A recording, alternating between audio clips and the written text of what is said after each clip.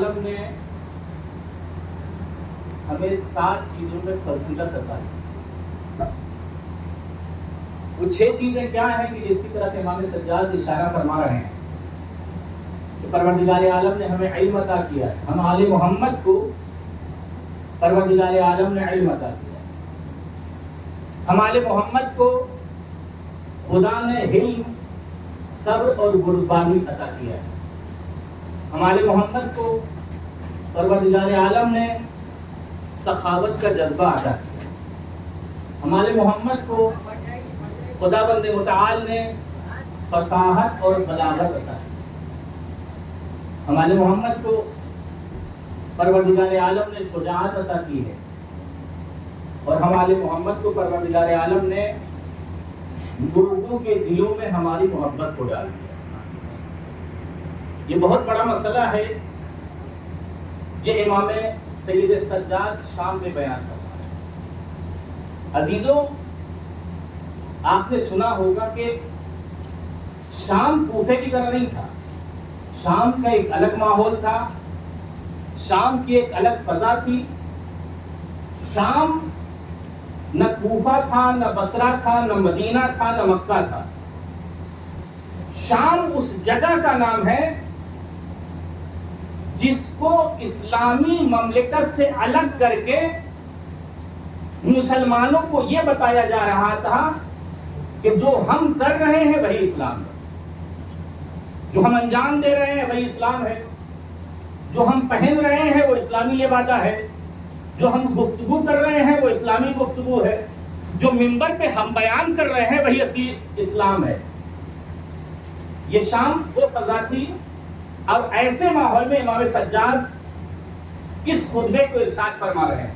اگر شام کو سمجھنا ہے تو ہمیں یہ سمجھنا ہوگا کہ جب مولائے کائنات کی شہادت واقع ہوتی ہے اور یہ خبر شام میں پہنچتی ہے تو اہل بیت کے کردار سے اتنے ناآشنا تھے شام والے. غور فرمائیے گا، اہل بیت کے کردار سے اہل شام اتنے ناآشنا تھے کہ جب مولا کائنات امیر المومنین کی مسجد میں شہادت واقع ہوتی ہے اور خبر شام میں پہنچتی ہے تو جب شام میں یہ خبر پہنچی تو یہ ہوا کہ کون شہید ہو گیا. بتایا گیا کہ علی کو شہید کر دیا گیا. علی کہاں شہید ہوئے؟ علی مسجد میں شہید ہوئے. تو اب سوچیں اتنی پستی تھی شام میں کہ سوال یہ کیا گیا کہ علی مسجد میں کرنے کیا گئے تھے. شام کو پتہ نہیں تھا، اہل شام کو، کہ اہل بیت رسول کا اسلام سے کیا تعلق ہے. یعنی اہل بیت سے اتنا ان لوگوں کو الگ کر دیا گیا تھا. ان کے ذہن و دل و دماغ اور شعور میں یہ باتیں بیٹھال دی گئی تھی کہ اگر حقیقی اسلام کو دیکھنا ہے تو ہمیں دیکھ لو، یعنی حاکم شام کو، یعنی معاویہ کو. یہ حقیقی اسلام ہے. یہ منبر پہ ہو، مسجد میں ہو، محراب میں ہو، کہیں ہو، یہ اسلام ہے. لیکن ایسے ماحول میں امام سید سجاد کیا کہہ رہے ہیں؟ اے شام کے لوگوں، تمہیں جو اہل بیت کی معرفت سے دور رکھا گیا ہے، اگر مجھ سید سجاد کو نہیں پہچانتے تو پہچانو. اگر ہمیں نہیں پہچانتے تو پہچان لو. آپ کون ہیں سید سجاد؟ ہم وہ ہیں کہ جس کو پروردگار عالم نے 6 فضیلت، 6 خصوصیت عطا کی ہے. اور یہ 6 ایسی نعمتیں ہیں کہ جس کا کوئی بدل نہیں ہے، کوئی معاوضہ نہیں ہے، کوئی دوسرا نہیں ہے. اور 3 علم پروردگار عالم نے جو ہمیں عطا کیا ہے وہ علم ہے، ہمیں علم سے نوازا ہے. دوسری جگہ پہ مولا کائنات کیا فرماتے ہیں؟ لا یقاس بنا احد.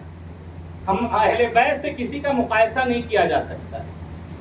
ایسا نہیں کہ ہم عام آدمی کی طرح ہیں، آپ بیٹھیں اور کہیں کہ ہاں فلاں شخص اور اہل بیت کی صفت کا نام لیں. نہیں، یہ عظمت و جلالت کے ایسے منارے ہیں کہ انسان ترقی کر کے پڑھ لکھ کر کسی بھی مقام تک پہنچ جائے، ہمیشہ ان کی پیروی کا محتاج رہے گا. اور جو لوگ اپنے کو ان کی پیروی سے الگ کر لیں گے وہ دنیا میں گمراہ کہلائیں گے، آخرت میں جہنمی شمار کیے جائیں گے. محمد محمد وآل محمد. اوتینا العلم، ہمیں اللہ نے علم عطا کیا ہے، اور جب ہمارے علم کا اظہار ہوتا ہے تو بڑی بڑی طاقتیں، بڑی بڑی حکومتیں، بڑے بڑے اپنے کو پڑھا لکھا سمجھنے والے افراد گنگ رہ جاتے ہیں، ہکلانے لگتے ہیں، توتلے ہو جاتے ہیں. کیوں؟ اس لیے کہ پروردگار عالم نے اپنے حقیقی علم سے ہمیں نوازا ہے، کسی اور کو نہیں نوازا ہے. اوتینا العلم والحلم، صبر بردباری ہمیں دی گئی ہے. اور اس کا نتیجہ کیا ہے؟ تمام اہل بیت کے ایک ایک فرد کی زندگی کو دیکھیں، آپ اس کا مطالعہ کریں. مصیبتیں ہیں، پریشانیاں ہیں، ظلم ہے. اور جیسے ایک نیا انسان جب تاریخ پڑھتا ہے تو کیا لگتا ہے کہ جیسے اہل بیت علیہ السلام مجبور تھے، لیکن حقیقت کیا تھی؟ اوتینا العلم، پروردگار عالم نے ہمیں علم عطا کیا ہے. جلدی وہ کرتا ہے کہ جس کی قدرت محدود ہوتی ہے. جلدی کس کو ہوتی ہے؟ اگر کسی نے ہمیں گالی دے دی اور میری طاقت محدود ہے تو وہی اتر کے اس کا جواب دینے کی کوشش کروں گا. لیکن جس کی طاقت نامحدود ہوتی ہے اس کو معلوم ہوتا ہے بھاگ کے جاؤ گے کہاں، فرار کہاں کرو گے. جہاں جہاں بھاگتے جاؤ گے، ہماری حکومت پروردگار عالم نے ہمیں وہاں قائم کیا ہے. وہ انتقام میں جلدی نہیں کرتا، وہ جلدی کسی کو گرفتار نہیں کرتا. اسی لیے دیکھیں امام علی 25 سال خاموش تھے. وہ علی کے جو فوراً اپنے حق کو لے سکتا تھا، لیکن اوتینا العلم، ہمیں علم عطا کیا گیا ہے. ہم صبر کرتے ہیں، ہمیں معلوم ہے کہ ہمارا دشمن بھاگ کے کہاں جائے گا. ہمارا کردار اتنا مضبوط ہے کہ تاریخ آتی جائے گی، حقائق کو لکھنا پڑے گا. علی خاموش ضرور تھے، لیکن جہاں جہاں اسلام کو ضرورت پڑتی رہی ہر موقع پہ علی حاضر تھے. ہر موقع پہ علی حاضر تھے. لہذا اس 25 سالہ دور کو آپ خاموشی کا دور نہیں کہہ سکتے، یہ صبر اور تحمل کا دور ہے. خاموش وہ ہوتا ہے کہ جو اسلام کی مدد کے لیے بھی آگے نہ بڑھے. لیکن امام علی کا کیا ہے؟ ہم پہ ظلم ہوا ہے، ہم سے حق کو چھینا گیا ہے، ہم ظاہری طور پہ مظلوم واقع ہوئے ہیں، لیکن ہمارا کردار تاریخ میں مضبوطی سے لکھا جائے گا. اور جب جب لکھا جائے گا تب یہ بتایا جائے گا کہ جس خلافت کے صاحبان خلافت نے زور و زبردستی سے خلافت کو حاصل کر لیا ہو، لیکن جب جب مصیبتیں آئیں، جب جب کوئی مشکل مسئلہ آیا، بس ایک جواب نکلا، لولا علی، اگر علی نہ ہوتے تو اگر علی نہ ہوتے تو ہلاک ہو جاتے. سلوات یا علی اللہم صلی علی محمد وآل محمد. اگر علی نہ ہوتے تو ہلاک ہو جاتی. یعنی کیا؟ یعنی یہ ہے کہ پروردگار عالم نے ظاہری طور پہ آپ کو چھوٹ دے دی کہ تخت خلافت پہ زبردستی بیٹھ جائیں، لیکن اصل ڈور تو پروردگار عالم کے ہاتھ میں ہے. اوتینا العلم، پروردگار عالم نے ہمیں علم عطا کیا ہے. تخت خلافت پہ زبردستی بیٹھا جا سکتا ہے، لیکن عالم زبردستی نہیں بنا جا سکتا. پروردگار عالم نے آل محمد کو اگر علم عطا کیا ہے تو تخت بھی محتاج ہوگا کہ ایک بوریا نشین آئے اور ہمارے سوالوں کا جواب دے، ہمارے مشکلات کو حل کرے، ہمیں پریشانیوں سے نکالے اور دنیا کے سامنے خلیفہ وقت کو ذلیل و رسوا ہونے سے بچائے. صلوات پڑھیں. ہماری خاموشی کو ہماری مجبوری نہ سمجھنا، ہمارے سکوت کو یہ نہ تصور کرنا کہ ہم گونگے ہیں. اس لیے کہ جب ہماری زبانیں کھلتی ہیں، ہمارا علم جب دنیا کے سامنے آتا ہے تو بڑی سی بڑی شخصیتیں گم ہو جاتی ہیں، ہکلانے لگتی ہیں. حاکم تخت پہ بیٹھا ہوا ہے. امام سیدھ سجاد کیا ہے؟ یزید کہاں بیٹھا ہے؟ اپنے دربار میں اپنے تخت حکومت پہ بیٹھا ہوا. امام سجاد کی کیا حالت ہے؟ لیکن ان تمام مصیبتوں کے باوجود ایسا نہیں کہ یزید مطمئن ہے کہ تخت ہمارے پاس ہے، تاج ہمارے پاس ہے، دولت و ثروت کے انبار ہمارے پاس ہے. لشکر و سپاہی ہمارے پاس ہے، قدرت ہمارے پاس ہے، تمام تماشا بینوں کا مجمع ہمارے پاس ہے، دوسری مملکت کے آئے ہوئے نمائندے ہمارے مہمان ہیں، اور سامنے کون کھڑا ہے؟ قیدی۔ اب تو مطمئن ہو جاؤ، اب تو لگے کہ ہاں حاکم وقت اپنے تخت خلافت پہ بہت ہی مطمئن ہے۔ لیکن امام سجاد نے بتا دیا کہ حکومت حاصل کر کے تخت حکومت پہ بیٹھنے والا شخص مطمئن نہیں ہے۔ کیوں مطمئن نہیں ہے؟ آپ نے تاریخ سنا ہوگا کہ جب اہل حرم کو اسیر کر کے امام سید سجاد کے ساتھ یزید کے دربار میں حاضر کیا گیا، تو یزید نے کیا انتظام کیا؟ یزید نے ایک خطیب کو بلایا، اس کو دعوت دی اور اس کو حکم دیا کہ جاؤ محمد اور آل محمد کی برائی بیان کرو، ان کے رسوائی کے سلسلے میں الفاظ تمہارے ذہن سے نکلنے چاہیے، اور آل بنی امیہ ان کی تعریف بیان کرو، ان کی تمجید کرو، قطرے کو سمندر بتاؤ، کنکر کو پہاڑ بتاؤ۔ پیسہ لے کے خطیب جب درباروں میں پالے جاتے ہیں خطیب، تو انہیں حق و باطل میں فرق نہیں سمجھ میں آتا، انہیں یہ صرف فکر ہوتی ہے کہ کہاں سے کتنا ملے گا۔ یزید نے حکم دیا، خطیب منبر پہ پہنچ گیا، جس کی قرآن مدح کر رہا ہے، جس کی پروردگار عالم مدح کر رہا ہے، ان کی برائی کے لیے منبر پہ وہ پہنچا ہے۔ ظاہری طور پہ یزید اپنی فتح و ظفر کے گھمنڈ میں غرور میں چور بیٹھا ہوا ہے، جب تو خطیب بھی اپنا ہے، جو چاہیں گے ہم اس کو بولنے کو کہیں گے۔ یزید یہ کہنا چاہتا ہے، اے سید سجاد، پوری مملکت میری ہے اور میڈیا پہ میرا اختیار ہے، اب جاؤ گے کہاں سے؟ اپنے کو پہچانواؤ گے کہاں سے؟ ذلت اور رسوائی سے اپنے کو بچاؤ گے کہاں سے؟ لیکن امام سید سجاد کے دہن کھلے، خطیب خطبہ دے رہا ہے، خطیب سے امام سید سجاد نے کہا کہ دوسرے کی دنیا کے لیے تو اپنا دین بیچ رہا ہے، ظاہری طور پہ تیری تقریر سے وقتی طور پہ اس کی حکومت مضبوط تو ہو جائے گی، لیکن آخرت میں پروردگار کو کیا منہ دکھائے گا، کیا جواب دے گا؟ اس کے بعد سے پھر جب خطیب اترا ہے تو ایک مرتبہ سید سجاد نے اجازت مانگی، یا یزید اذن لی ان اشہد علی هذه الاعواد، اے یزید اجازت ہے کہ ان لکڑیوں پہ ڈھیر پہ میں بھی چلا جاؤں؟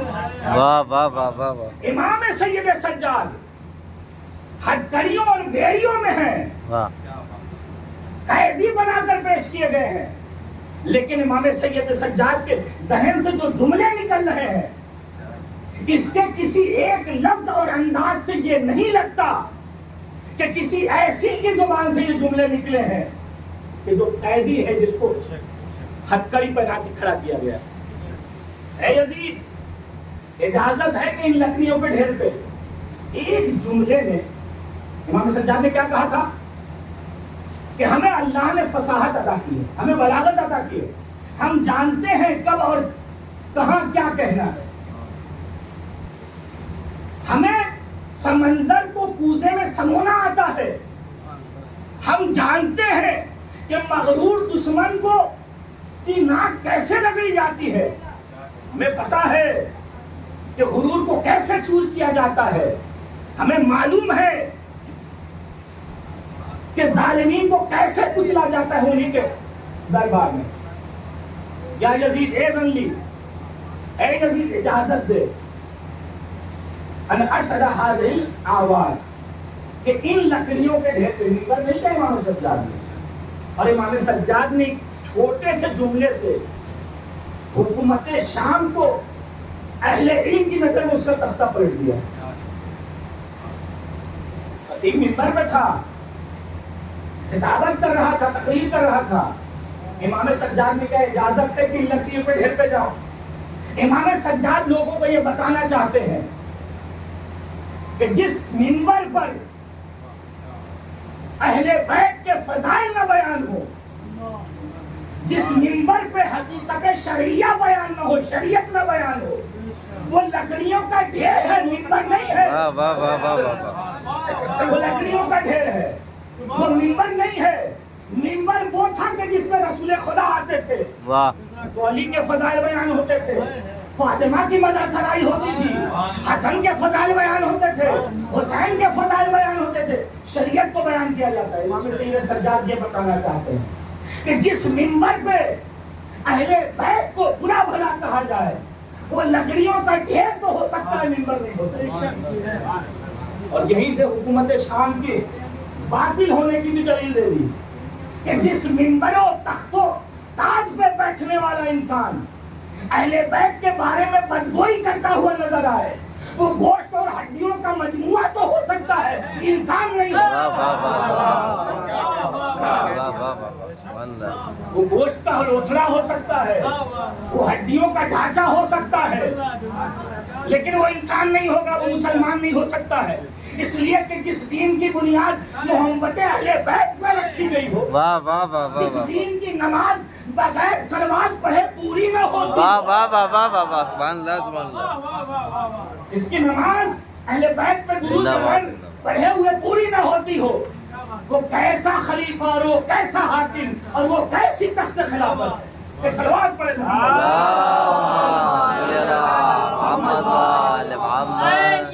زندہ باد زندہ باد یزیدیت مردہ باد یزیدیت مردہ باد نعرہ حیدری یا علی نعرہ صلوات. اللہم صلی علی محمد و آل محمد. ہر لکڑی کے ڈھیر کو منبر نہیں کہا جا سکتا، ہر خطیب کو مقدس نہیں سمجھا جا سکتا. ہم لباس نہیں دیکھتے، ہم تمہارے کلام دیکھتے ہیں، تمہاری گفتگو دیکھتے ہیں، تمہارے انداز کو دیکھتے ہیں.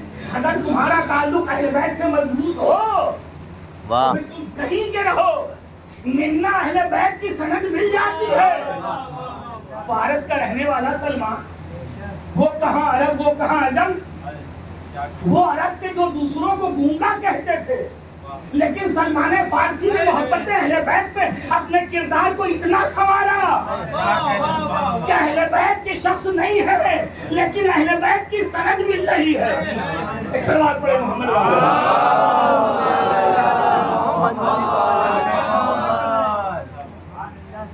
یہ اہل بیت ہیں، یہ کردار کو سنوارنا بہت اچھی طریقے سے جانتے ہیں، یہ پتھروں سے انسان بنانا جانتے ہیں.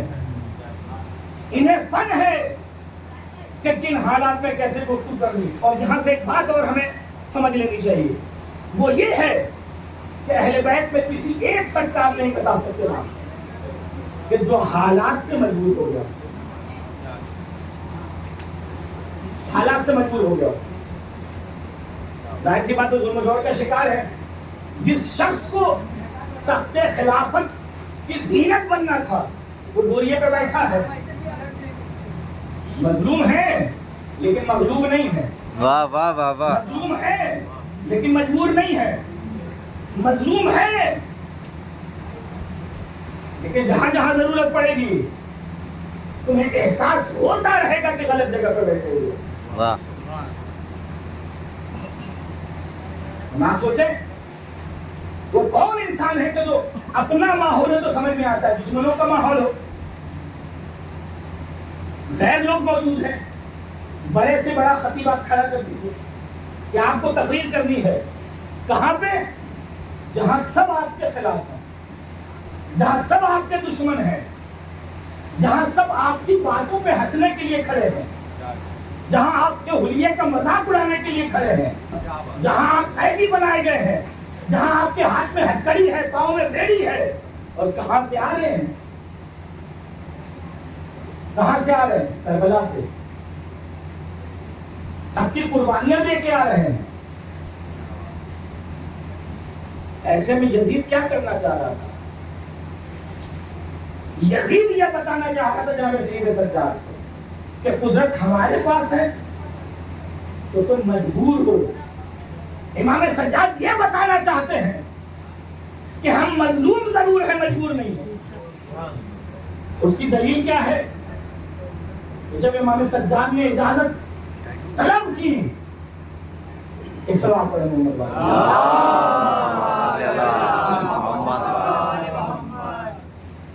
یزید نے فوراً انکار کر دیا. امام نے پوچھا کہ مجھے بھی اجازت ہے کہ منبر پہ جا کے کچھ کہیں، لیکن یزید نے فوراً انکار کر دیا. اے یزید، انکار کی کیا وجہ ہے؟ نہ جانے کتنے لاکھ کلومیٹر مربع مملکت اسلامیہ کا بیتاج بادشاہ ہے تو، پورا دربار تیرے لیے سجا ہے، تیرے افراد ہیں.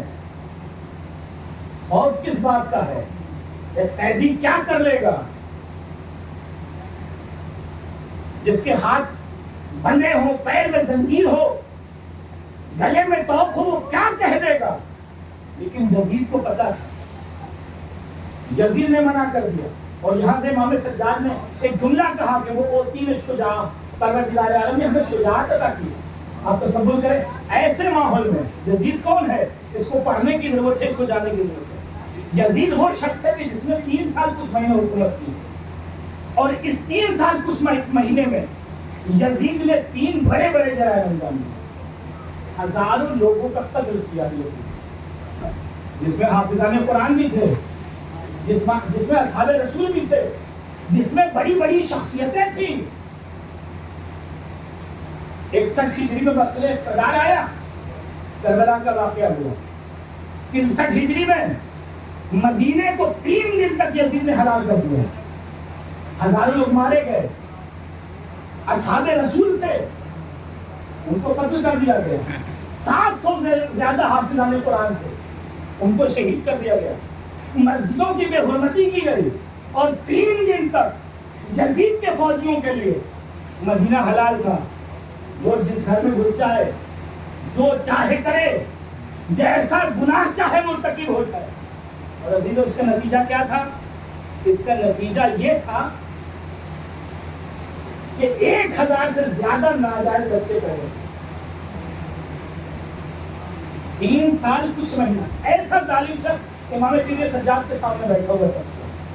کون؟ یزید، کہ جس نے 3 سال حکومت کی اور 3 بڑے جرائم. اگر کربلا کے واقعے اور مدینے کے واقعے کو دیکھا جائے تو بعض معاملے میں مدینے کے واقعات بہت زیادہ. مدینے کے لوگ مظلوم دکھتے ہیں. اور اس کے بعد کیا ہوا کہ مکے پہ حملہ، خانہ کعبہ پہ حملہ، من طریق سے خانہ کعبہ پہ حملہ کیا گیا. یہ ساری چیزیں آپ کے ذہن میں ہے.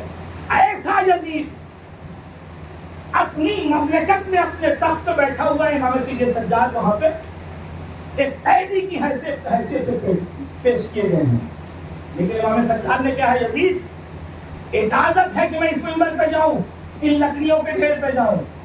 لیکن یزید جانتا تھا اگر یہ منبر پہ چلا گیا تو نہ پاؤں کی زنجیریں روک سکتی ہیں، نہ ہاتھوں کی ہتھکڑیاں مجبور کر سکتی ہیں، نہ توق ان کو دامنگیر ہو سکتا ہے. جب زبان کھلے گی تو اہل بیت کے فضائل ہوں گے، بنی امیہ کے رذائل ہوں گے. صلوات پڑھیں.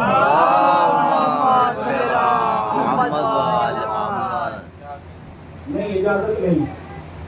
اب جو وہاں لوگ بیٹھے ہوئے جنہوں نے، ان کو بہت حیرت ہوئی کہ اتنا مجبور اور بے بس انسان کچھ کہنے کو کہہ رہا. یا عامر، اس کو اجازت دے دے. یزید نے کہا نہیں، تم انہیں نہیں جانتے، یہ آل محمد ہے.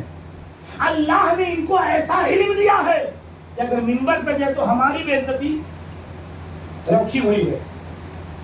یزید کا انکار اور اطرافیوں کا اصرار، یہاں تک کہ امام سید سجاد کو یزید اجازت دیتا ہے منبر پہ آ کے گفتگو شروع ہوتی ہے. میں نے بتایا شام ایسی جگہ ہے کہ جہاں پہ اہل بیت کو نہیں جانتے ہیں. وہاں پہ کہا ایھا الناس اعطینا 6، ہمیں 6 چیزیں عطا کی گئی. اگر صاحبان علم کو دیکھنا ہے تو ہمیں دیکھو، اگر صاحبان صبر و تحمل کو دیکھنا ہے تو ہمیں دیکھو، اگر فصاحت و بلاغت کے امام کو دیکھنا ہے تو ہمیں دیکھو، اگر شجاعت کے پیشوا کو دیکھنا ہے تو ہمیں دیکھو، اگر لوگوں کے دلوں میں محبت کا مسئلہ ہو تو ہم سے زیادہ دنیا میں کوئی ذوات مقدسہ ایسی نہیں ہے کہ جس کی محبت مومنین کے دلوں میں ہو۔ یہ ہمارے دل میں جو محبت ہے یہ ہمارا کریڈٹ نہیں ہے، یہ ہمارا اختیار نہیں ہے، یہ اللہ نے اہل بیت کی محبت ہمارے دل میں ڈالی ہے۔ ہمارا بس اتنا کام تھا کہ ہم صاحب ایمان بن گئے، پروردگار عالم نے ہم نے ہمارے ایمان کو دیکھا، اگر تمہارا ایمان ہے تو تم مستحق ہو اہل بیت کی محبت کے، لیکن اگر ایمان نہیں ہے اہل بیت کی محبت سے محروم ہو۔ ایک سلوات پڑھ لیں۔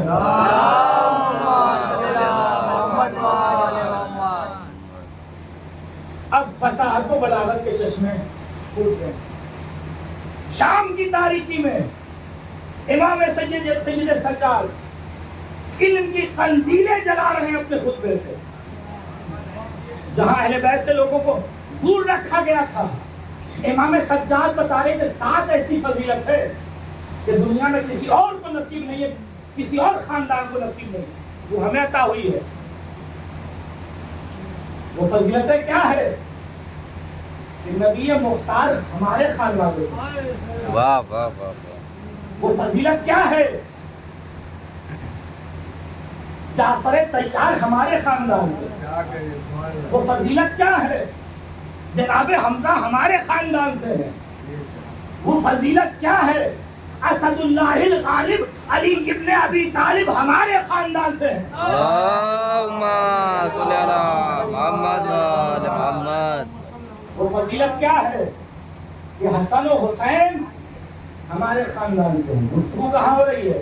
پھر متوجہ کروں گا، یزید کے سامنے اس کے دربار میں ہو رہی ہے، جس نے لوگوں کو بتایا تھا کہ معاذ اللہ علی نماز نہیں پڑھتے۔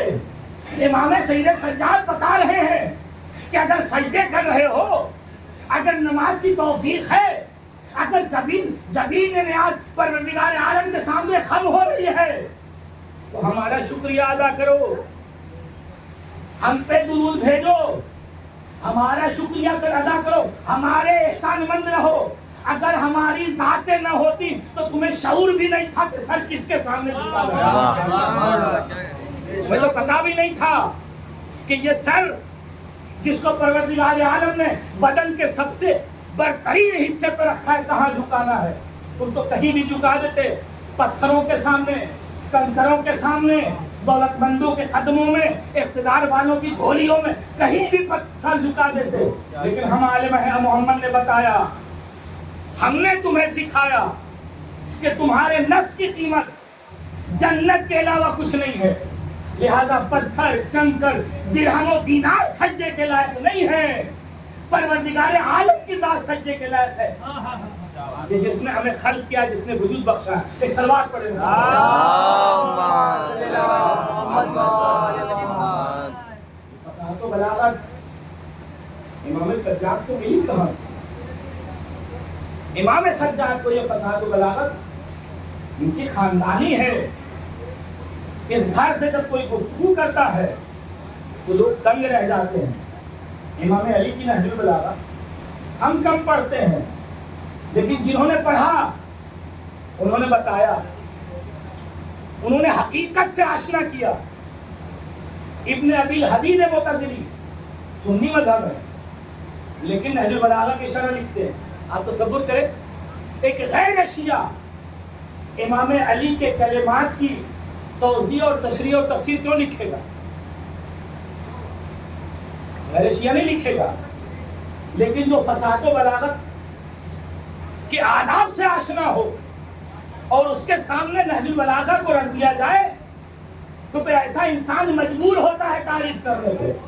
پھر مسلک نہیں دیکھا جاتا، پھر مذہب نہیں دیکھا جاتا، پھر ملک نہیں دیکھا جاتا، پھر یہ دیکھا جاتا ہے کہ فصاحت و بلاغت کے معیار کیا ہے، اور یہ کلمات فصاحت و بلاغت کے معیار کے کس درجے پہ ہے۔ ایک صلوات پڑھیں محمد۔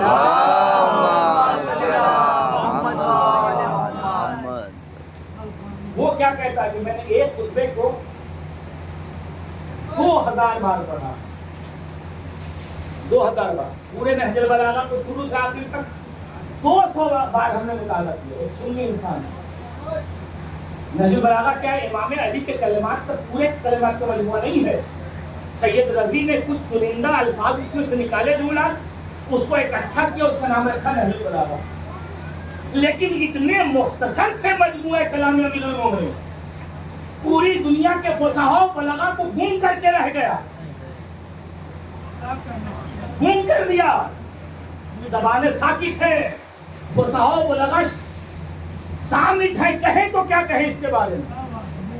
آپ کوئی بھی کتاب لیں، چاہے کتنی ہی اچھی کیوں لطیفوں کی کتاب اٹھائی، 1 بار 2 بار 3 بار 4 بار 10 بار 10، لیکن کیسی جاذبیت ہوگی کلام امیر المومنین کہ ایک سنی المذہب انسان ہے لیکن 200 مرتبہ پڑھتا ہے. اور اس میں ایک خطبہ دل کو اتنا برما گیا کہ 2000 مرتبہ اس کی تلاوت کی، اس کو پڑھا. اور اس کے بعد سے بیان کیا کرتا ہے کہ میں نے کسی بھی خطبے کو، کسی بھی جملے کو نہیں پڑھا مگر یہ کہ مجھے لگا کہ جیسے علی کوئی ایسی ذات اور شخصیت ہے جو پردے کے پیچھے بیٹھ کر ہمارے سارے کردار کا مطالعہ کر رہی ہے. کوئی ذات ہے کہ جو ہمیں دیکھ رہی ہے، ہمارے کردار کو دیکھ رہی ہے، اور اس کے بعد سے ہمارے کردار کی عکاسی کر رہی ہے. اس کا نام ہے نہج البلاغہ. امام سید سجاد جو فصیح و بلیغ خطبہ دے رہے ہیں، اس کا رمز یہ ہے کہ یہ خاندان فصاحت و بلاغت ہے. غزالی کیا کہتے ہیں؟ اہل سنت کے مشہور عالم، چوٹی کے عالم ہے. وہ کیا کہتے ہیں؟ وہ اپنی کتاب میں نقل کرتے ہیں کہ اگر کسی عالم کو، عوام کی بات نہیں ہوئی، کسی عالم کو یہ شوق ہے کہ اپنے دور کے علماء اور فصحاء میں اپنے کو سب سے بہتر اور افضل قرار دے تو اسے 2 کام کرنا ہوگا. اگر کسی کو اپنے ہم عصر علماء سے برتر نظر آ رہا ہے تو کیا کرنا ہوگا؟ کتابیں پڑھنی ہوگی، منطق و فلسفہ کے رمز و راز حل کرنے ہوں گے. کیا کرنا ہوگا؟ وہ سنی عالم دین کہتے ہیں کہ بس 2 کام کرنا ہے. قرآن مجید کو حفظ کر لو، نہج البلاغہ کو اپنے سینے میں بسا لو. اس کے بعد سے جب گفتگو کرو گے تو تمہارے عصر اور دور کے سارے علماء گم رہ جائیں گے. ایک صلوات پڑھے محمد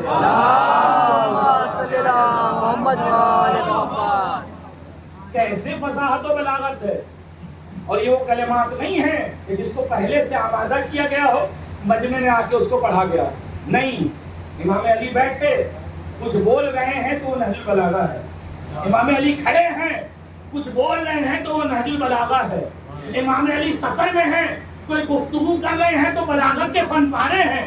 امام علی جنگ میں ہیں، وہاں کچھ کہہ رہے ہیں تو یہ عام گفتگو نہیں ہے، یہ فصاحت کا سرچشمہ ہے، یہ بلاغت کا آسمان ہے. اگر تمہیں سیکھنا ہے تو تمہیں نہج البلاغہ سے ملے گا. قرآن حدیث میں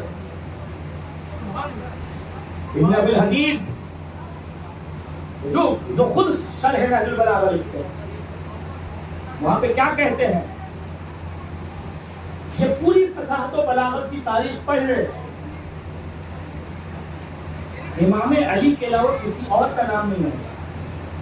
بہت بڑے سرما پیدا ہوئے، بہت بڑی بڑی جگہوں پہ پہنچ گئے لوگ، بڑے بڑے مقام و منصب کو حاصل تو کر لیا، لیکن کوئی ایک جملہ، کوئی ایک سطر، کوئی ایک سینٹنس ایسا ہو کہ فصحاء و بلغائے عالم کے سامنے رکھا جائے.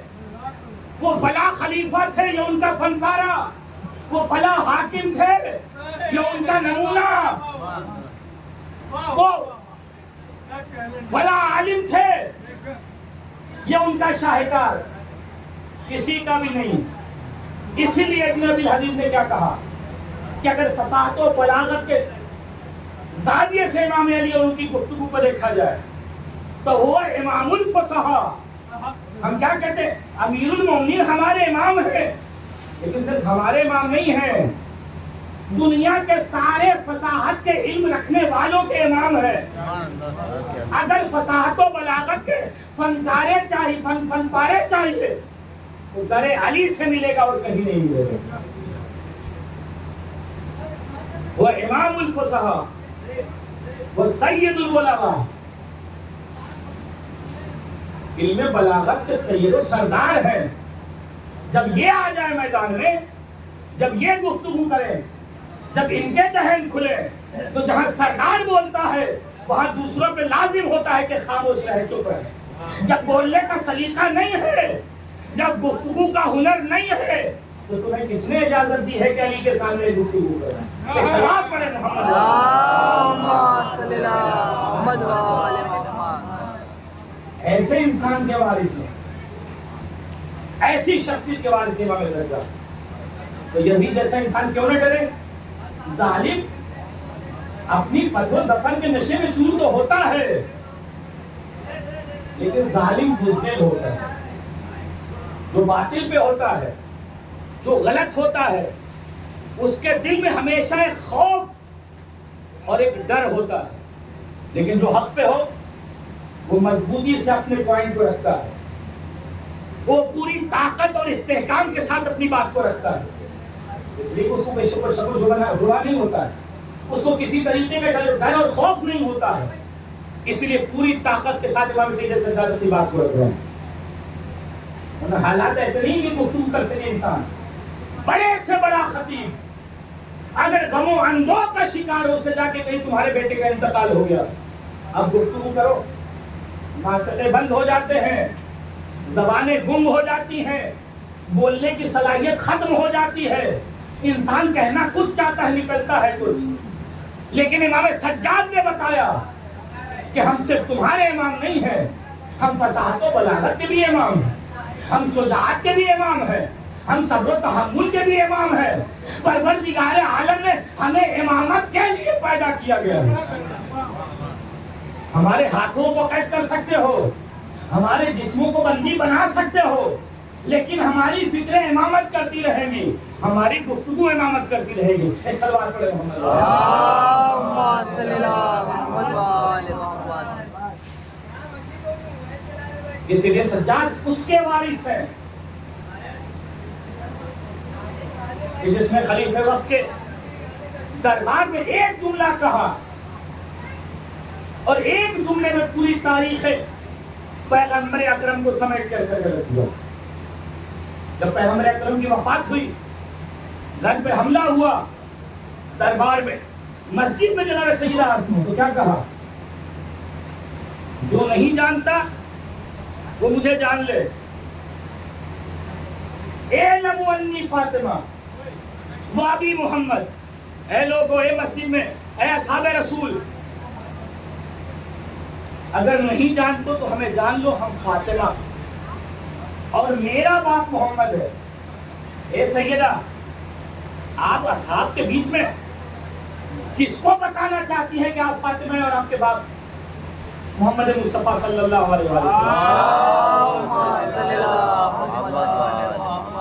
لیکن جناب سیدہ اپنے کو پہچانا تو رہی ہے، تاکہ کل آ کے کہ جھوٹا حاکم یہ نہ کہہ دے کہ ہمیں پتا ہی نہیں تھا کہ اس پردے کے اندر فاطمہ تھی یا کوئی اور۔ جناب سیدہ نے کہا اعلموا انی فاطمہ، جان لو کہ میں فاطمہ، بس یہی مقصد تھا۔ نہیں، جناب زہرا یہ بھی بتانا چاہتی ہوں میں فاطمہ ہوں، میرا باپ محمد ہے۔ اب جناب پیغمبر اکرم نے اپنی پوری زندگی میں فاطمہ کے لیے جو کچھ کہا ہے، اے اصحاب رسول، اس کو یاد کرو، اس کو ذہن میں لاؤ۔ فاطمہ تو بناتو منی، فاطمہ میرا ٹکڑا، فاطمہ میرا ٹکڑا ہے۔ انہیں حق چھینا ہے، گھر میں آگ لگائی ہے۔ اعلموا انی فاطمہ، آگاہ رہو کہ میں فاطمہ ہوں۔ کل یہ نہ کہہ دینا کہ ہم نہیں جانتے تھے، میں فاطمہ ہوں، میرا باپ محمد ہے۔ اور میرے باپ نے کیا کہا تھا؟ فاطمہ میرا ٹکڑا ہے۔ میرے باپ نے کیا کہا تھا؟ میرے باپ نے یہ کہا تھا کہ فاطمہ کی رضا اللہ کی رضا. فاطمہ کا غضب اللہ کا غضب ہے. فاطمہ راضی ہے تو اللہ راضی ہے. فاطمہ ناراض ہے تو اللہ ناراض ہے. اب یہاں سے بہت سے مسئلے حل ہو گئے. ہر انسان اللہ کی رضا کی امید لے کے بیٹھتا ہے. ہم سجدہ کیوں کرتے ہیں؟ اللہ راضی رہے. ہم نماز کیوں پڑھتے ہیں؟ خدا راضی رہے. ہم روزہ کیوں رکھتے ہیں؟ اللہ راضی رہے. ہم اپنے بزرگوں کو رضی اللہ کیوں لکھتے ہیں؟ اللہ راضی ہو جائے. لیکن پروردگار عالم نے پیغمبر اکرم کی زبان سے ایک جملہ کہلوا دیا کہ فاطمہ کی رضا اللہ کی رضا. وہاں سے ایک معیار دیا امت کو. اب کسی کو رضی اللہ لکھنے سے پہلے تاریخ کا مطالعہ کرو اور یہ حساب کرو کہ اس کا تعلق جناب زہرا سے کیسا ہے. اگر اس کا تعلق جناب زہرا سے اچھا ہے تو شوق سے رضی اللہ لکھو. لیکن اگر اس کا تعلق جناب سیدہ سے اچھا نہیں ہے، اگر جناب سیدہ اس سے ناراض ہے، راضی نہیں ہے، تو اس کو قیامت تک رضی اللہ لکھتے رہو. نہ فاطمہ راضی ہوں گی نہ اللہ. بشارات پڑے محمد وال محمد. ہمیں یہ نہیں دیکھنا کہ اللہ کس سے راضی ہے کس سے نہیں راضی. ہمیں دیکھنا ہی نہیں ہے. اس لیے کہ اللہ کے رسول نے ایک معیار بنا دیا. بس اسی سے خدا راضی ہے کہ جس سے سیدہ راضی ہے. اب ہم جا کے سیدہ سے پوچھ لیں گے، ہم جا کے تاریخ میں دیکھ لیں گے، اے سیدہ آپ کس سے راضی ہیں؟ آپ کس سے خوشنود ہیں؟ آپ کس سے ناراض ہیں؟ آپ کس پہ غضبناک ہیں؟ اگر کسی پہ غضبناک ہیں تو اس کی تعریف کے پل نہ باندھو، اس کے پتھر کو دیوتا نہ بناؤ، اس کے لیے فضائل نہ گھڑو، ان کے لیے فضیلتیں ایجاد نہ کرو. اس لیے کہ اگر سیدہ راضی نہیں ہے تو نہ فضیلتیں ہیں، نہ کرامت ہے، نہ عزت ہے، نہ شرافت ہے، نہ دنیا میں عزت ہے، نہ آخرت میں عزت ہے. ایک صلوات پڑھے محمد وال محمد. معیار اہل بیت ہیں، معیار سیدہ ہیں. اس لیے ہم رضی اللہ لکھتے ہی نہیں. اگر رابطہ اچھا ہے تو لکھنے کی ضرورت نہیں ہے، اور رابطہ اچھا نہیں ہے تو پھر لکھنے کا فائدہ نہیں ہے. واہ واہ واہ واہ. وہ قوم جس کو اتنا شعور حاصل ہے وہ کیسے کسی کو رضی اللہ لکھ دے جو اس کا مستحق نہیں واہ ہے، واہ واہ واہ. اور جس کو ضرورت نہیں ہے اس کو کیوں رضی اللہ لکھ دے. صلوات پڑھے محمد. اللہم صلی علی محمد وال محمد. معیار یہ ہے، ایک جملے میں سارے صحابہ کے بہانوں کو بھی ختم کر دیا اور معیار بھی بتا دیا. اگر خلافت غصب کر لی ہے، گھر پہ حملہ کیا ہے، کچھ نہیں ہونا. اعلموا انی فاطمہ، یہ جو تم نے کیا ہے وہ فاطمہ کے ساتھ کیا. فاطمہ کون؟ وہی ہو سکتا تھا. وہ ابی محمد. واہ. یہاں کمال ہے. اعلموا انی فاطمہ، میں فاطمہ ہوں یہ جان لو، اور یہ بھی جان لو کہ میرا بابا محمد تھا. واہ واہ. جس کا تم کلمہ پڑھتے ہو، جس کا نام لے کے تمہارا اسلام مکمل ہوتا ہے، جس پہ سلوات کے بغیر تمہاری نماز ناقص ہوتی ہے، جس کی محبت کے بغیر تمہارا ایمان ناقص ہوتا ہے، ہم اس خاندان سے. اعلموا انی فاطمہ، ہمیں پہچانو. وہاں امام سید سجاد کیا کہہ رہے ہیں؟ امام سید سجاد کیا کہتے ہیں؟ اللہ نے ہمیں 7 فضیلتیں دی ہیں. رسالت ہمارے گھر سے ہے، رسالت ہمارے گھر سے ہے. اگر کردار رسالت دیکھنا ہے تو اہل بیت رسالت میں دکھے گا. اگر کسی کردار کو پرکھنا ہے کہ اسلام کے آئینے میں اور معیار میں مکمل طور پہ پورا اترتا ہے کہ نہیں اترتا ہے، تو کہیں اور جانے کی ضرورت نہیں ہے. ہم اہل بیت کو دیکھو، ہمیں کردار کو، ہمارے کردار کو دیکھو، اور جس کے کردار کو پہچانا ہمارے کردار سے میچ کرو. اگر وہ کردار ہمارے کردار سے میچ ہو جاتا ہے تو اس کا اسلام سے بھی تعلق ہے، ایمان سے بھی تعلق ہے. لیکن اگر میچ نہیں ہوتا، ہمارا کردار الگ ہے، اس کا کچھ اور ہے، ہماری رفتار و گفتار الگ ہے، اس کا کچھ اور ہے، تو پھر ہم اہل بیت سے، ہم اہل محمد سے اس کا کوئی تعلق نہیں. وہ کرسی پہ بیٹھا ہو، وہ منبر پہ بیٹھا ہو، وہ تخت خلافت پہ بیٹھا ہو، وہ تخت حکومت پہ بیٹھا ہو، وہ ہمارا نام لے کے حکومت کرے، وہ ہمارے پیغمبر کا کلمہ پڑھ کے حکومت کرے، نہ وہ انسان معتبر ہے نہ اس کی حکومت معتبر ہے. اعتبار کا معیار ہمیں ہمارے بابا نے اعتبار دیا ہے تمہیں. اگر تمہاری حکومت ہمارے بابا کی مرضی کے اقتدار سے ہے تو اس کا اعتبار ہے. اگر بابا ناراض، اگر فاطمہ ناراض، اگر علی ناراض، اگر حسن و حسین ناراض، پھر یہ نہیں دیکھا جائے گا کہ کتنے بڑے جغرافیہ پہ آپ کی حکومت ہے، کتنے مملکت میں آپ کے سکے چلتے ہیں، یہ نہیں دیکھا جائے گا. پھر یہ دیکھا جائے گا کہ جو اہل بیت سے کٹ گیا، نہ اس کا اسلام سے تعلق ہے نہ ایمان سے تعلق ہے. وہ حکومت تو ہو سکتی ہے، وہ بادشاہت تو ہو سکتی ہے، لیکن نہ خلافت کہی جائے گی نہ اسلامی حکومت کہی جائے گی. سلوات پڑھے محمد.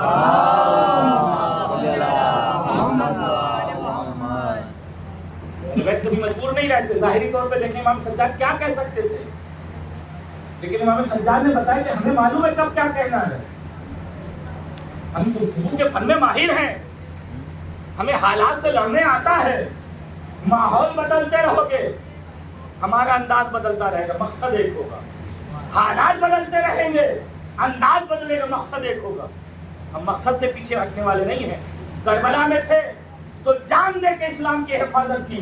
کربلا کے بعد تمام تر مصیبت اور مظلومیت کے بعد اپنے خطبوں کے ذریعے سے، اپنی گفتگو کے ذریعے سے، اپنے سوالات کے ذریعے سے، اپنی تلاوت کے ذریعے سے یہ بتایا کہ حقیقت کو، اسلام کو، ایمان کو، اہل بیت کو زنجیر تو پہنائی جا سکتی ہے، انہیں خاموش نہیں کیا جا سکتا ہے.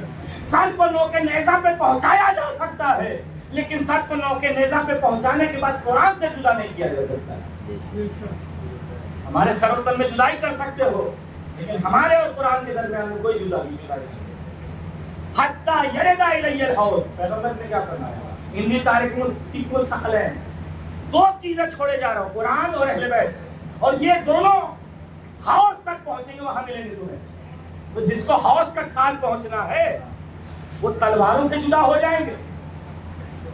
جس کو ایک ساتھ قیامت تک چلنا ہے وہ سر الگ ہونے سے جدا ہو جائیں گے. تم سر کو الگ کر دو گے. سر نو کے سینا پہ بتائے گا کہ ہمارا قرآن سے اتنا گہرا تعلق ہے کہ جب قرآن کی تلاوت کرو گے تو اہل بیت کے فضائل ملے گے، اور جب اہل بیت کے کردار کے دیکھو گے تو قرآن کی تفصیل نظر آئے. ایک صلوات پڑھے محمد. اللہم صلی اللہ محمد محمد. امام سید سجاد. اب یزید نے دیکھا کہ یہ تو بغاوت ہو سکتی ہے، ایسی گفتگو ہے. ہم نے ماحول کچھ بنایا تھا، یہاں فضا کچھ اور بن رہی ہے. ہم نے اہل بیت سے دور رکھا تھا، یہ تو لوگوں کو اہل بیت کی معرفت عطا کر رہے ہیں. ہتھ گھنٹے اپنائے جاتے ہیں. مؤذن کو بھیجا، جاؤ اذان دو. مؤذن پہنچا، اس نے سوچا کہ اذان ہوگی، خاموش ہو جائیں گے. اذان شروع ہوئی، اللہ اکبر. امام سید سجاد نے دہرایا، اشہد ان لا الہ الا اللہ. ہمارا گوشت ہڈی پورا وجود اس بات کی گواہی دیتا ہے کہ محمد اللہ کے رسول ہے. اس کے بعد سے کیا کہا؟ مؤذن رک جاؤ. حاکم شام سے خطاب کیا، یزید یہ محمد میرے جد ہے یا تیرے جد؟ اب یہاں دیکھیں، حاکم سامنے کھڑا ہوا ہے، 700 کرسی نشین بیٹھے ہیں، یہ نمائندے ہیں. لیکن امام سجاد نے کیا کیا؟ یزید بتا یہ محمد تمہارے جد ہے کہ میرے جد ہے؟ اگر تو کہتا ہے کہ تیرے جد ہے تو تو جھوٹا ہے اور کافر ہو جائے. لیکن اگر محمد ہمارے جد ہے تو پھر بتا کہ محمد کے نواسے کو بغیر کسی جرم خطا کی کیسے شہید کر. امام سجاد نے یہ بتا دیا کہ ساز و سامان تمہارا ہوگا، میڈیا تمہارا ہوگا لیکن باتیں ہماری نشر ہوں گی، میڈیا تمہارا درباری ہوگا، تمہارے پیسوں پہ کام کر رہا ہوگا، لیکن قیامت تک خطبے کے ایک لفظ اپنی پوری طاقت و قوت کے ساتھ محفوظ رہیں گے اور دنیا کو بتائیں گے کہ ایک کائنات پہ ایک بادشاہ تھا اور ایک قیدی تھا۔ بادشاہ تخت پہ بیٹھا تھا، قیدی کے ہاتھ میں زنجیر تھی، لیکن جب قیدی نے گفتگو کرنا شروع کی تو بادشاہ مجبور ہو گئے اذان دلوانے پہ، لیکن جب اذان بھی ہوئی تو قیدی خاموش نہیں رہا، اس نے اپنی حقانیت کا اعلان کر کے بتایا ہتھ کنڈے بدلتے رہو گے، ہمارے جنگ کا طریقہ تبدیل ہوتا رہے گا۔ یہ وہی چیز تھی جو امام حسین نے کربلا میں کی، جو سب شہید ہو گئے۔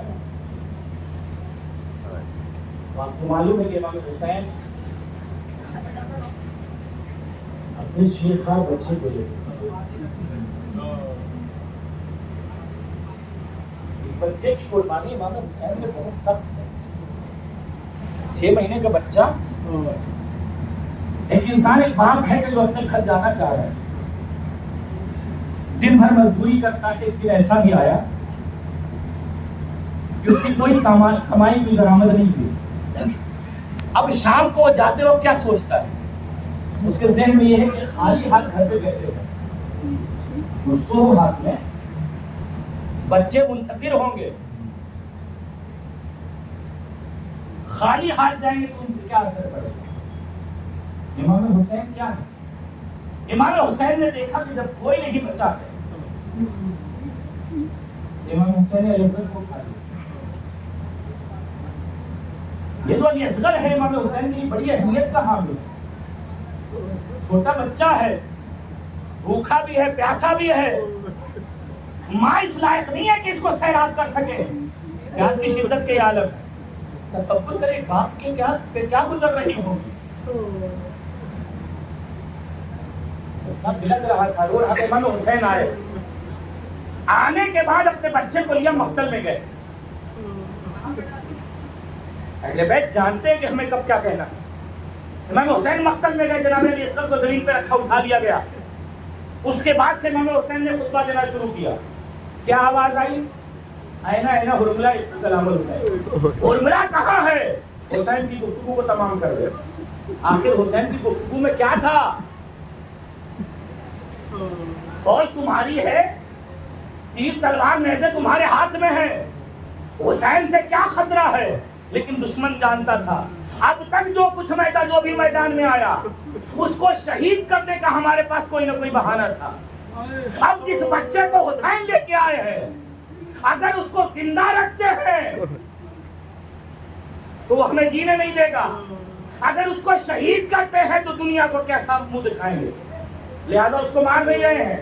لیکن جب امام حسین کی گفتگو عروج پہ تھی، جب دیکھا کہ پوری فوج اشیاء منقلب ہو سکتی ہے تو کہا اینا اینا حرملہ اتنا کلام الحسین۔ اگر حسین کی گفتگو ایسے ہی چلتی رہی تو انقلاب آ جائے گا، حسین کی گفتگو تمام کر۔ یہ ہے کربلا والوں کا ہنر، یہ ہے امام سجاد کا ہنر۔ اور عزیزوں یہی وجہ ہے کہ امام سجاد روتے ہیں۔ ہمارا مولا، ہمارا امام 35 سال تک روتا ہے، ہم آپ روتے ہیں۔ میرے جیسا قاصر انسان مصائب بیان کرتا ہے، ٹوٹے پھوٹے الفاظ میں مصائب سنتے ہیں، آپ روتے ہیں۔ کیوں؟ اس لیے کہ ہمارے مولا و آقا کے ساتھ ایسا کیا گیا، ہماری شہزادی کے ساتھ ایسا کیا گیا، ہماری بی بی سکینہ کے گردے چھین لیے گئے، جناب زینب کی چادریں اتار لی گئی۔ ہم سنتے ہیں، ہم نے دیکھا نہیں ہے، لیکن سید سجاد اس ذات کا نام ہے کہ جس نے سب کچھ اپنی آنکھوں سے دیکھا ہے، اپنی آنکھوں سے دیکھا ہے، سب آپ کی نظروں کے سامنے ہوا ہے، لہذا روتے تھے، گریا کرتے تھے، وضو کے لیے پانی آتا تھا، امام سید سجاد کے آنسو بہنے لگتے تھے۔ ہاں عزیزو، 40 قریب ہے، آپ کے دلوں کی تڑپ کو ہم محسوس کر سکتے ہیں، بہت خوش نصیب ہے وہ افراد کہ جو نجف سے کربلا کے راستے میں امام حسین کو پرسا دینے کے لیے پہنچ رہے ہیں۔ اے مولا ارے ہمیں معاف کرنا، تم نہیں پہنچ سکے۔ اے کربلا کے ظاہروں، ہم تمہارے احسان مند ہوں گے، جس راستے سے جا رہے ہو ہمارا نام لے کر کچھ قدم چل لینا، اس سے ہمارے دلوں کو تسکین ہو جائے گی، ہمیں تشفی مل جائے گی۔ مولا کربلا نہیں آ سکے لیکن ہمارے نام سے کچھ قدم کچھ ظاہرین چلے ہیں۔ عجیب سما ہے، یہ معجزہ ہے آل محمد کا۔ مطلب سوچے کہ جس کی شہادت کے بعد 1400 سال گزر گئے ہوں، وہ انسان ختم ہو جاتا ہے، اس کا نام و نشان مٹ جاتا ہے، لیکن لاکھوں سلام حسین ابن علی پہ۔ اے حسین، ان قربانیوں میں کتنا اخلاص تھا، کتنا اخلاص تھا کہ جگر کے ٹکڑے کو پروردگار عالم کی بارگاہ میں پیش کر دیا۔ وہ بلائے نہیں بھولتا ہم سے، جب جب محرم سفر آتا ہے ہمیں ایسا ہی لگتا ہے کہ جیسے ہم کربلا میں ہیں۔ ظاہرین کی بڑی خدمت ہو رہی ہے، اربعین حسینی نزدیک ہے، ظاہرین کے دل میں شوق اور ولولہ ہے کہ کربلا میں پہنچیں گے، امام کو پرسا دیں گے، امام کو ان کی 4 سالہ چہیتی بیٹی کا پرسا دیں گے۔ اے مولا آپ نے یاد کیا تھا لیتکم فی یوم عاشوراء، ایشی و کاش کربلا میں ہوتے۔ اے مولا ہم کربلا میں نہیں تھے لیکن ہم نے آپ کی بیٹی کے مصائب سنے ہیں، اتنے ظلم ہوئے، کم تک پیاسی رہی سکینہ ہمیں نہیں معلوم، لیکن اے مولا آپ کی سکینہ کے نام پہ ایک ایک قدم پہ سبیلیں لگی ہوئی ہیں۔ ہاں عزادارو، خدا آپ کی آوازوں پہ رحمت نازل کرے، خدا آپ کو اجر عظیم عطا کرے۔ یہ قدم جو بڑھ رہے ہیں کربلا کی طرف، وہ امام حسین کی خدمت میں نذرانہ ہے۔ ہر قدم پہ پانی ہے، ہر قدم پہ آرام و آسائش ہے، ہر قدم پہ کھانے کا انتظام ہے۔ کہنا یہ چاہتے ہیں، عراق کے شیعہ یہ بتانا چاہتے ہیں، مولا ہم اس وقت نہیں تھے، ورنہ سیری کے سفر میں کوئی ایسی مشکل نہیں آتی، ہم کربلا میں نہیں تھے۔ ہاں عزیزو، ایک عالم دین بیان کرتے، ایک شخص تھا، جب کربلا کے راستے میں تھک کے بیٹھ گیا، بھوک لگی کہ میں نے کھانے کے لیے کچھ لیا اور راستے میں بیٹھ گئے، تو میں نے کیا دیکھا، ایک شخص آتا ہے اور میرے پاس کھڑا ہو جاتا ہے، میں نے جگہ بدلی، پھر وہ شخص آیا میرے پاس کھڑا ہو گیا، میں نے کسی سے پوچھا کہ آخر اس سے ہوا کیا ہے، جہاں جاتا ہوں میرے پاس کھڑا ہو جاتا ہے، تو اس نے کہا اسے کچھ نہ کہو، یہ بیچارہ بہت غریب ہے، اس کے پاس پیسے نہیں ہیں کہ زائرین کی خدمت میں خرچ کرے، تو پھر یہ کر کیا رہا ہے، یہ کر اتنا رہا ہے کہ جہاں زائرین دھوپ میں بیٹھتے ہیں ان کا سایہ بن کے ان کے سر پہ کھڑا ہو جاتا ہے۔ اے حسین مظلوم، ارے میرے پاس پیسے تو نہیں ہیں کہ تمہارے زائر کو کچھ کھلا سکے، لیکن اپنے جسم کو دھوپ پہ جلا کے آپ کے زائروں کو سایہ بخش سکتے ہیں۔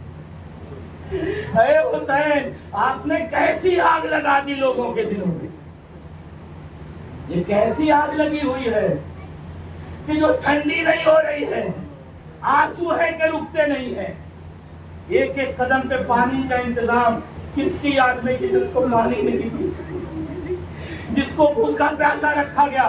امام سید سجاد جب وضو کرتے تھے گریا کرتے تھے، جب کھانا پیش کیا جاتا تھا تو مولا ہمارا روتا تھا، جب بازار میں جاتے تھے قصاب کو دیکھتے تھے تو گریا کرتے تھے، پہنچ جاتے تھے، اے بھائی جانور کو ذبح کیا ہے، ہاں مولا، ارے ذبح کرنے سے پہلے اس کو دانا پانی کا دیا کہ نہیں دیا؟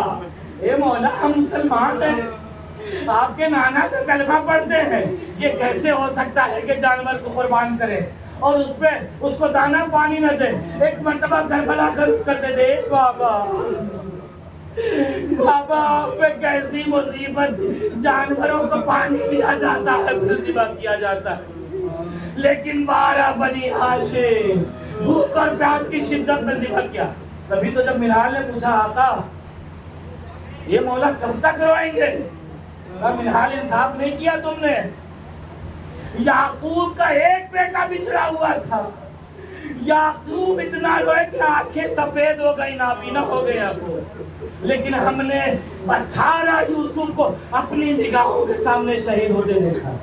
منہال نے کیا کہا, مولا شہادت آپ کے گھر کی میراث ہے. ایک مرتبہ ہمارا مولا طلب گیا, اے منہال تم نے انصاف نہیں کیا, ارے شہادت ہمارے گھر کی میراث ہے, لیکن ماں بیٹیوں کا بے پردہ بازاروں اور درباروں میں پھرایا جانا یہ ہماری میراث نہیں. اے منہال ماں اور بیٹیوں کے سر پہ چادر نہیں تھی, کشا کشا پھرایا جا رہا تھا, منادی ندا دے رہا تھا, اے تماشا دیکھنے والوں یہ رسول کی نواسیاں ہیں, علی کی بیٹیاں.